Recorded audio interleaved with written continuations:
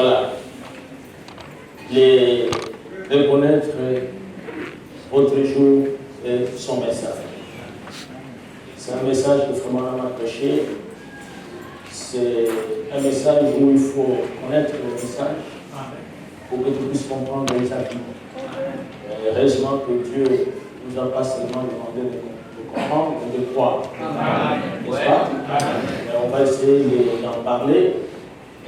Remarquez ici qu'il parle de connaître votre message, votre Dieu.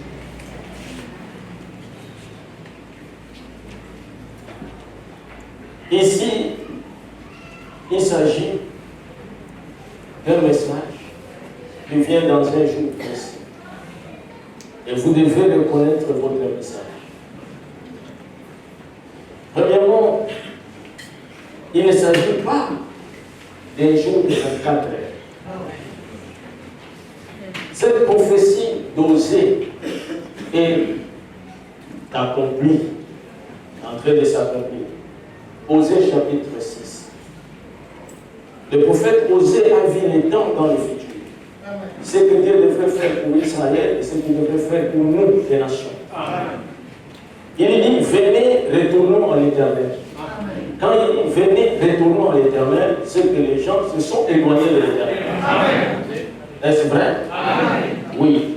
Venez, retournons à l'Éternel, car il a déchiré, mais il nous guérira. Il a frappé, mais il bandera nos plaies. Amen.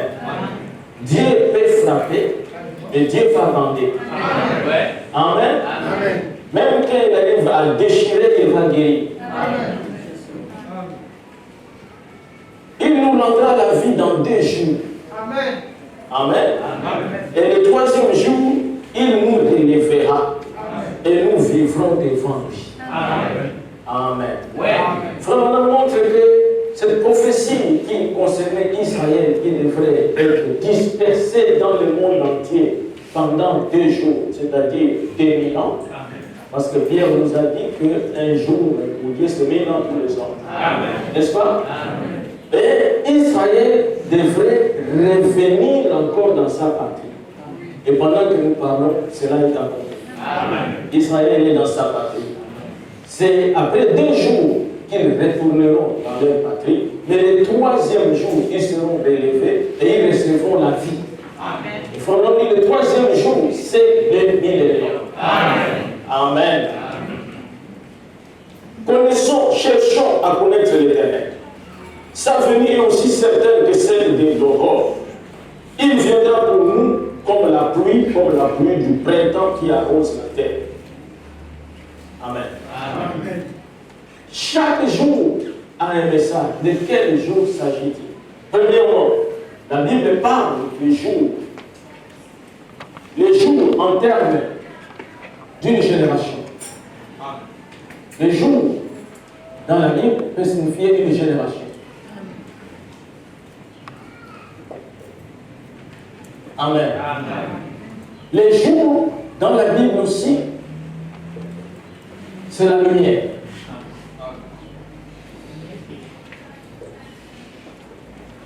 Est-ce que vous êtes avec moi? Les jours dans la Bible, c'est la parole faite chair. Quand la parole vient dans un homme. Amen. La Bible appelle ça aussi jour. Parce que Jésus en parlant avec les pharisiens dans Jean 8, il a dit, votre père Abraham a vu mon jour. Ce n'était pas un jour de 24 heures. Ce n'était pas un jeudi, un vendredi. Mais c'était Dieu sous la forme d'un homme. Et Dieu sous la forme d'un homme, c'était un jour. Et Dieu sous la forme d'un homme, c'est la lumière. Amen. Et vous le remarquez ici, les jours, la parole, dans l'homme. Donc reconnaissez la parole faite chair.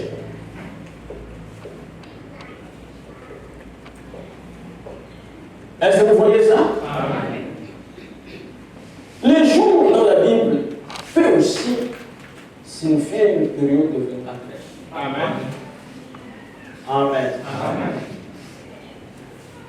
Parce qu'il y a des gens qui ne comprennent pas très bien les messages du frère Branham.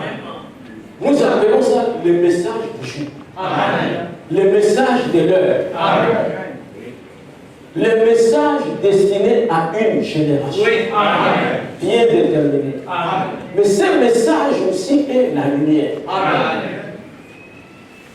Et chaque génération a un message. Mais il dit, connaissez votre jour et son message. Chaque jour aussi a son message. Il y a combien de jours? Il y a 7 jours. Amen.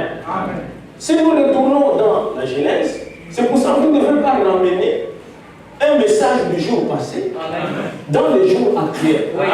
Cela ne marchera pas. Prenons Genèse chapitre 1. Beaucoup de gens sont allés dans les églises, mais pour rien. Ils sont allés seulement se rassembler autour d'un homme. Mais nous sommes venus ici, amen, pour rencontrer Jésus-Christ. Ils ont dans Genèse 1 combien la parole de Dieu est merveilleuse. Au commencement, Dieu créa les cieux et la terre. N'est-ce pas? C'est très beau. La terre était informe et vide. N'est-ce pas? La terre n'a fait pas de forme. Et c'est la même chose avec la jeunesse de l'homme. Lorsque Dieu vous appelle et tout ça, amen, avant que vous puissiez vous convertir, vous êtes sans forme. Et vous êtes vide. Et les ténèbres sont tout autour de vous. Mais c'est ça la parole. Amen. Vous étiez là dans le monde et tout ça, en train de boire, dans le monde en train de vivre une vie de suie, dans le monde dans l'impudicité. Amen. Mais malgré cela et tout ça, vous étiez un fils de Dieu, une fille de Dieu. Au commencement et tout ça, Dieu créa la terre. La terre était vide et sans forme. Et vous, avant de recevoir la parole, vous étiez sans forme. C'est la parole qui vous donne la forme. C'est la parole qui vous remplit. Et vous étiez vide. Et quand Dieu vous remplit du Saint-Esprit, il vous donne la forme. Amen. C'est ce qui était au commencement. Il y avait des ténèbres à la surface de l'abîme. Et l'Esprit de Dieu se mouvait au-dessus des eaux. Amen. Alors que vous étiez dans le monde, vivant dans le monde, et le Saint-Esprit tournait toujours autour de vous. Il cherchait à quelle heure il va vous attraper. Amen. Partout où tu étais, même quand tu étais de jouer la dame, les jeux de cartes et tout ça, tout ce que tu faisais, tout autour de toi. Malgré qu'il y avait les ténèbres, mais Dieu était autour là, afin de pouvoir taper. Dieu dit que la lumière soit. Dieu dit que la lumière soit et la lumière fut. Vous voyez l'amen? Écoutez très bien. Dieu vit que la lumière était bonne. Et Dieu sépara la lumière avec les ténèbres. Autrement, lorsque Dieu a dit que la lumière était bonne, c'est que Dieu a dit que les ténèbres étaient mauvaises. Amen. Mais frère Branham explique que Dieu n'a jamais créé les ténèbres. Mais les ténèbres, c'est une conséquence. Amen. De l'absence de la lumière. Quand il n'y a pas la lumière, les ténèbres viennent. Mais à la création, on ne voit pas les ténèbres. On ne voit que la lumière. C'est que quand Dieu vous a créé, Dieu ne vous a jamais créé pour vivre une mauvaise vie. La mauvaise vie, c'est l'absence de la bonne vie. C'est l'absence de la parole. C'est pour ça que lorsque vous êtes convertis et tout ça, vous cessez la mauvaise vie. Et ça, c'est la lumière. Dieu appela la lumière jour. Et il appela les ténèbres nuit. Ainsi, il nuit un soir et il nuit un matin, c'est fini le premier jour. Amen. C'est de cette manière que Dieu compte les jours. Amen. Il commence par le soir. Amen. Les Romains commencent par le matin. Amen. Amen. Mais les Hébreux commencent par le soir. Amen. C'est pour ça que quand Dieu vient au temps de la fin, Amen. Amen. Il est dit au temps du soir, Amen. Il y aura la lumière. C'est le commencement d'un nouveau jour. Amen. Le 8e jour. Amen. Est-ce que vous êtes avec moi? Amen. Et vous allez remarquer que la création de Dieu au commencement. Amen. Dieu a créé 6 jours. Le 7e jour, il s'est reposé. Chaque jour représentait un âge de vie. Amen. C'est pour ça que on dit reconnaissez votre jour et son message. Amen. Reconnaissez le message de votre génération. Amen. Et comme les jours représentent aussi la parole faite chair, reconnaissez le messager du jour. Amen. Dieu ne s'est pas répété dans ce message. Non. Chaque jour avait un message spécial. Amen. Nous voyons que les premiers jours et tout ça, il a fait venir la lumière. Amen. Et les jours éternels. Et il est rentré dans un autre jour. Afin qu'un autre message. Amen. Parce que quand on dit Dieu dit Amen, c'est que c'est le message. Amen. Pour ce jour. Amen. Dieu dit qu'il y a une étendue entre les eaux et qu'elle sépare les eaux avec les eaux. Amen. Ça c'est le message du deuxième jour. Amen. Quand tu viens prêcher, tu es du deuxième jour. Amen. Alléluia. Tu ne dois pas venir prêcher le message de la lumière. Amen. Ici il s'agit d'autre chose.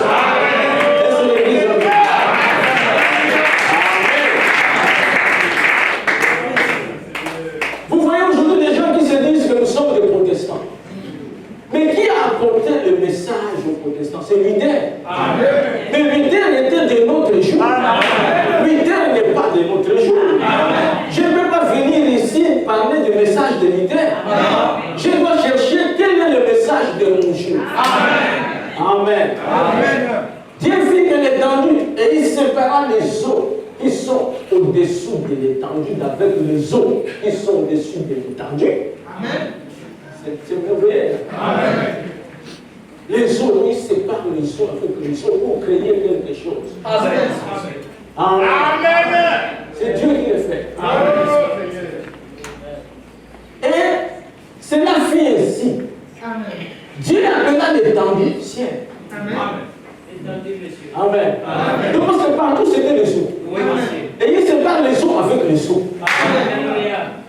Frère de Dieu. Ce n'est pas un difficile, mais un séparateur. Vous comprenez? Dieu vous sépare du péché. Et ainsi, il y a un soir et il y a un matin, c'est fini le second jour. Un autre message, le 3e jour. Et Dieu ne vient pas avec le message qu'il a déjà donné. Amen. Jésus a dit que lorsque vous priez, dites au Seigneur, donnez-nous notre pain quotidien. Amen. Pas le pain d'hier. Non. Le pain de maintenant. Le pain, parce que le pain d'hier, amen, c'est déjà passé. C'est déjà décomposé. C'est déjà amen. Ne mettez pas ça dans le congélateur. Ce n'est pas bon. Dieu a dit que vous mangez la manne fraîche. Et vous mangez ça chaque jour. Et quand un jour est passé, ne touchez plus à cette manne, tu auras des vers. C'est pareil aussi avec le message. Dans chaque âge, il y a un message. Et il y a le messager. Amen. Pour gagner le temps, vous allez voir que Dieu, il a créé comme ça chaque jour, il a fait son message.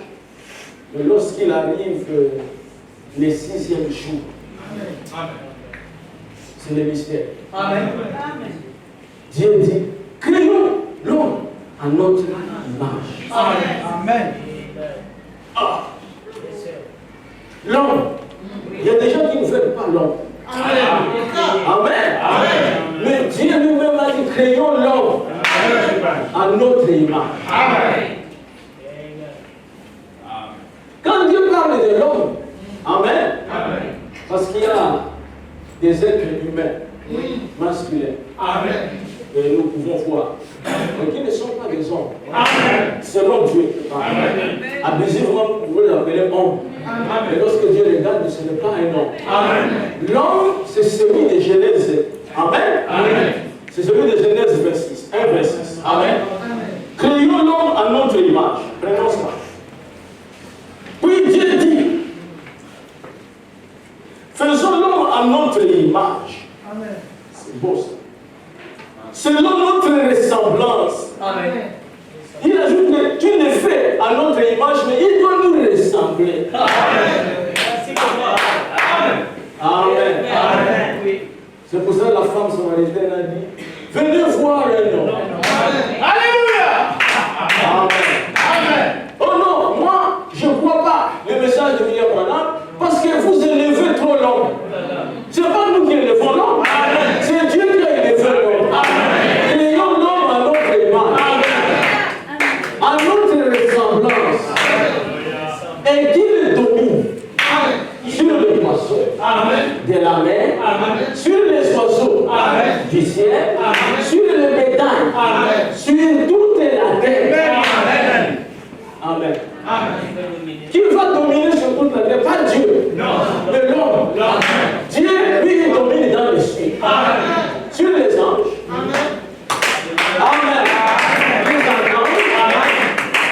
Dieu domine là-bas, mais sur la terre. Dieu ne se dédie pas. Il a donné la domination à l'homme. C'est pour cela que quand l'homme a failli, Dieu pouvait récupérer la domination. Mais il a dit non, ma parole est infaillible. La domination est donnée à l'homme. Même s'il a failli, je vais le racheter, je le ramène pour qu'il accomplisse la mission.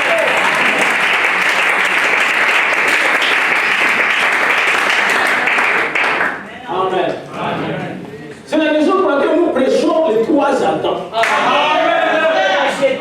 Alléluia. Vous comprenez? Le premier est tombé. Il avait la domination. Mais il a failli par la femme. Il fallait un autre Adam. Il est venu du ciel. Amen. Pour racheter celui qui est déjà. Et lorsqu'il le rachète, il le ramène dans les jardins de Dieu. Parce qu'il dit que tu domines sur le poisson, tu domines sur le serpent. Lorsque tu vois de la même opposante, est malade, c'est la gloire de Dieu. Tu dois dominer sur le poisson. Lorsque tu vois un petit poisson, il est mort. Tu as la domination. C'est tout cela. Le second Adam a pris le livre, le titre de prophétie. Il l'a ramené. Mais ce n'était pas pour lui. Il commençait à chercher à qui dominer. Qui est digne de prendre le livre et d'en rompre le sceau? L'église est avec moi. Il fallait d'abord prendre le livre, après rompre le sceau. Mais il fallait le calvaire pour prendre le livre et rompre le sceau. C'est un autre Adam.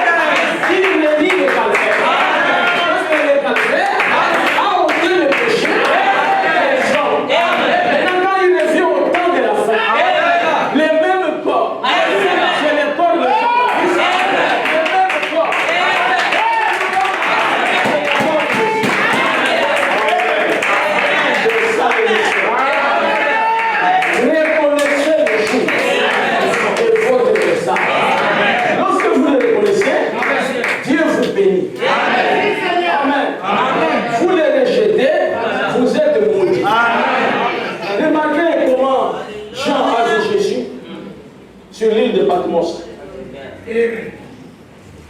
Apocalypse chapitre 1.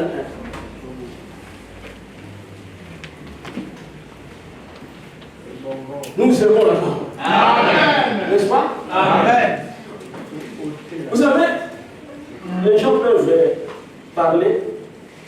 Non, il faut écouter les bancs. Il faut amener les frères dans la chair. Nous les croyons à 100%. Amen. N'est-ce pas? Amen. Mais Dieu, Amen, Amen. parle au travers des hommes. Amen. N'est-ce pas? Amen.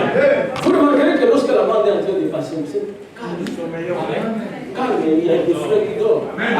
J'ai regardé de ce côté-là, j'ai vu des frères qui dormaient calme.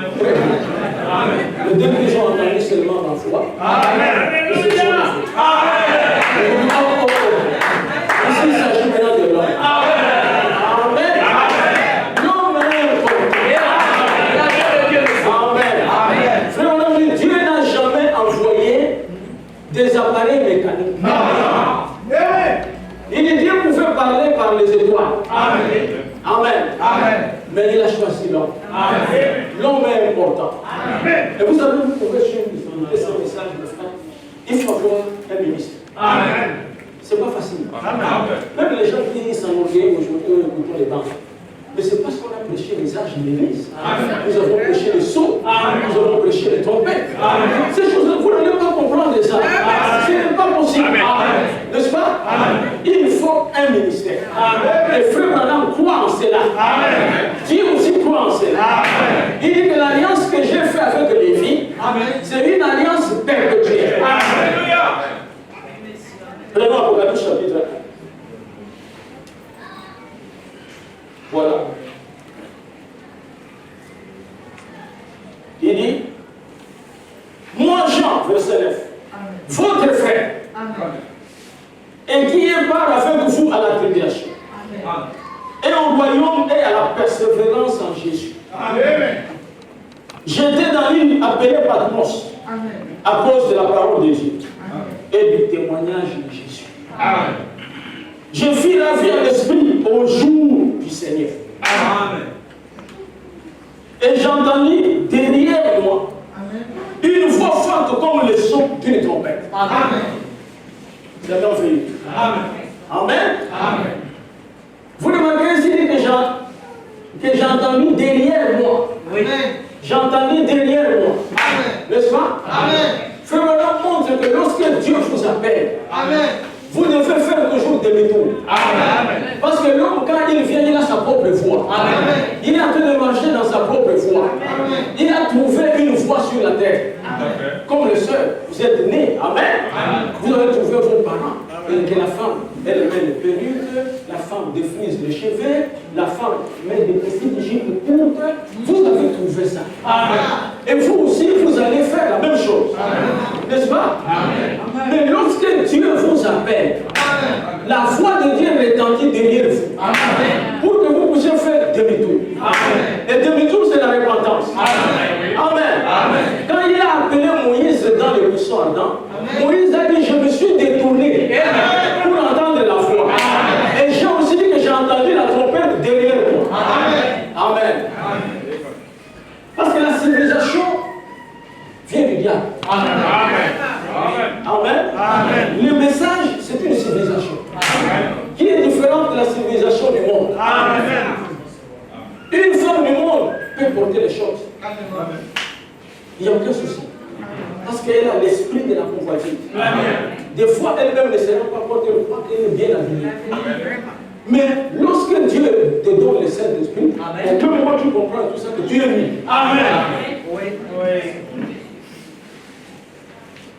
Qui disait, ce que tu vois, écris-les dans un livre et envoie-les aux 7 églises.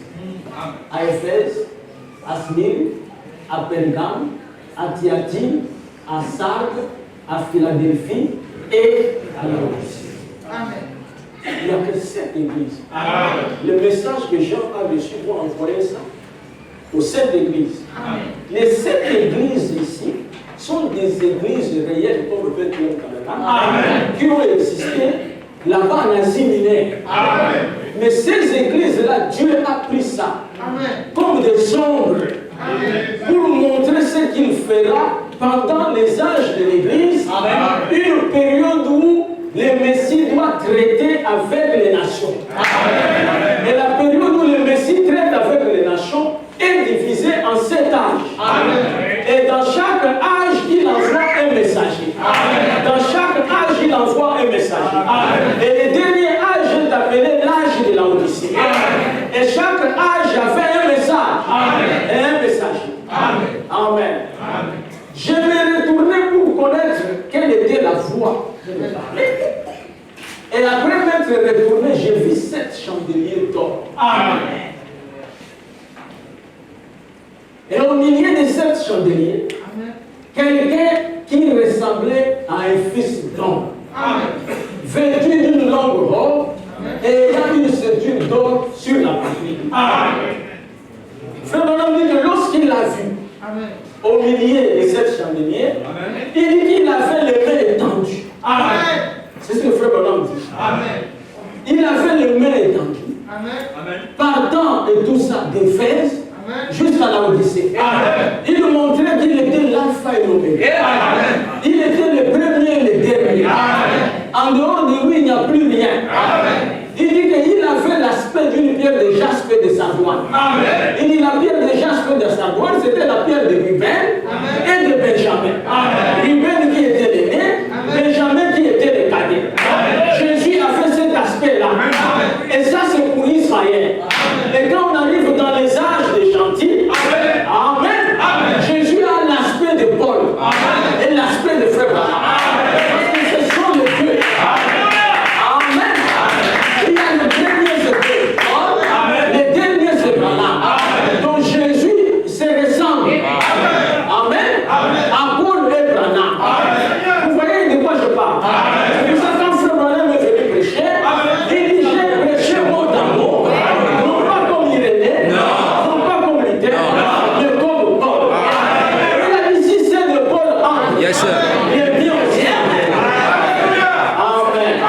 Il est l'alpha et l'oméga. Amen. Il est la pierre de jaspe et de sardoine. C'est pour montrer qu'après Frère Branham, il n'est plus rien. C'est ça? Il n'y a rien après Frère Branham. Sa tête et ses cheveux étaient blancs comme de la laine. Comme de la laine blanche. Comme de la neige. Ses yeux étaient comme une flamme de feu. Jean a vu ça en vision. Aujourd'hui, la vision a été photographiée. Vous savez cela? La vision a été photographiée. Et nous avons la photo. Vous voyez cette terrible ange. Le soulageur est ici. Comment vous dites que les gens ne peuvent pas venir? Il n'y a pas de puissance. Même si on ne peut pas prier là, en parlant seulement de ces choses, le diable lui-même a fait. Parce que sa présence est plus forte. Amen. Ses pieds étaient semblables à des lèvres ardents, comme s'il était embrasé dans une fournaise. Et sa voix était comme le bruit des grandes eaux. Vous voyez sa voix? Comme le bruit des grandes eaux. Frère Branham nous dit, sa voix était comme le bruit des grandes eaux. C'est-à-dire Jésus, il parle au travers des prédicateurs. Amen. La voix que vous écoutez ce matin, sautez aussi là-bas. Comme le bruit des grandes eaux. Parle là. C'est toujours Jésus. La science fait d'emblée. C'est pour ça que nous voulons que l'homme soit là. Parce que la science a trop de caprices. Amen. Lisons. Voilà. Et il dit ceci. Il avait dans sa main droite 7 étoiles. De sa bouche sortait une épée aiguë à 2 tranchants. Et son visage était comme le soleil lorsqu'il brille dans sa force. Quand je l'ai vu, je tombais à ses pieds comme mort. Il posa sur moi sa main droite en disant, ne crains point, je suis le premier et le dernier. Et le vivant. Je demande. Et voici, je suis vivant au ciel et des siècles. Mais En lisant seulement ce que cet homme dit, on peut connaître sa nation Amen. et son identité. Amen. Parce qu'il disait qu'il était mort. Maintenant, il est vivant. Au siècle des siècles. Je tiens le cœur de la mort et du séjour de mort. Oh. Qui est cette personne? Jésus ressuscité. Amen. Quand Jean le voit sur les lieux de Patmos, c'est le Jésus ressuscité. Maintenant, il se présente devant Jean le disant, je tiens avec moi les clés de la mort et des séjours de mort. Amen. Jean se pose une question, c'est pas possible. Moi, je voudrais aller au ciel. Amen. Amen. Donc, il ne faut pas traiter avec ce monsieur.